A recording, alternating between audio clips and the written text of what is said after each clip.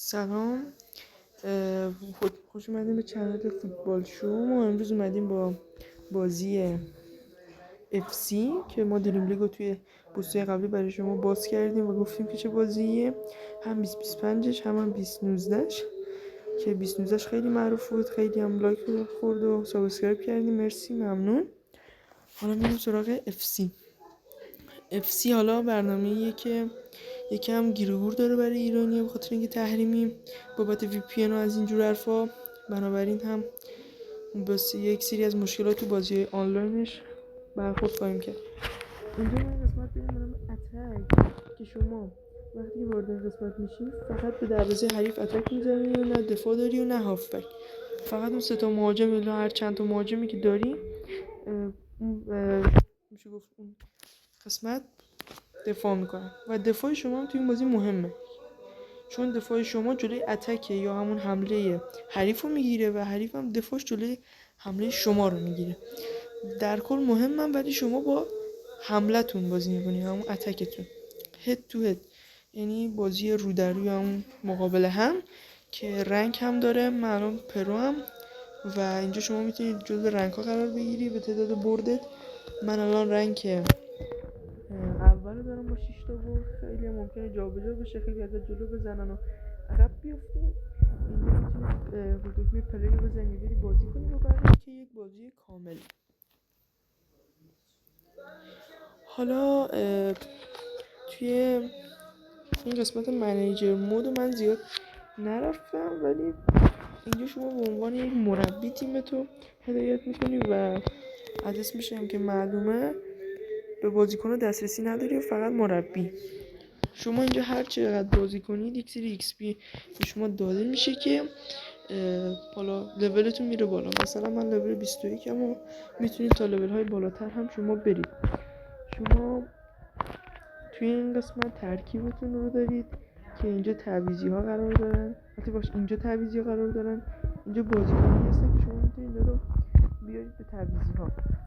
حالا اینجا میتونید ترکیبتون رو بچینید به دلخواه 4-3-3 یا حالا هر چند که دارید.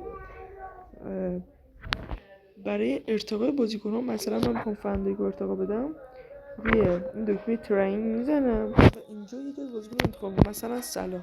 وقتی این دکمه ترین یا دکمه که پایین سبز اینو بزنم، قدرتی که حالا یا اون جونی که صلاح داره، اون تمرینایی که صلاح انجام داده به فندک انتقال پیدا میکنه. و پیشنهاد میکنم که با بازیکنای مثلا حرفه‌ایتون مثل 102 106 اینا این کار انجام بدید. با بازیکنایی به درد نخور که 60 و 70 اینا هستن انجام بدید. بعد این از ترکیب منه. بدین شکل ترکیب بنده.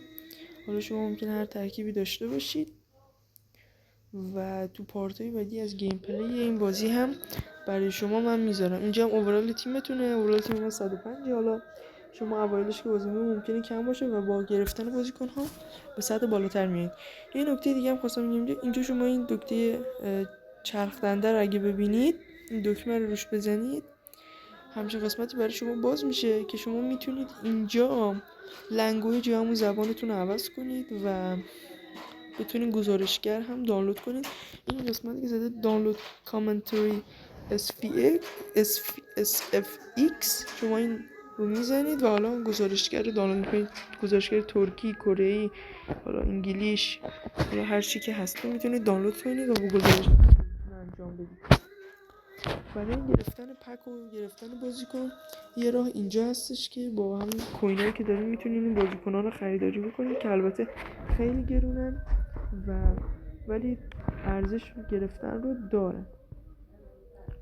به غیر از اینجا هم با الماس، همون الماس قرمزی که بالا میبینید، میتونید پک بزنید مناسب مثلا اون تعدادتون. میتونید اینجا پک بزنید. مثلا اینجا این پک لیورپول هستش که از 101 تا 115 رو به شما یک بازیکن هدیه میده با مبلغی که بهش میدین و به این شکل ترکیبتون رو میتونید بسازید.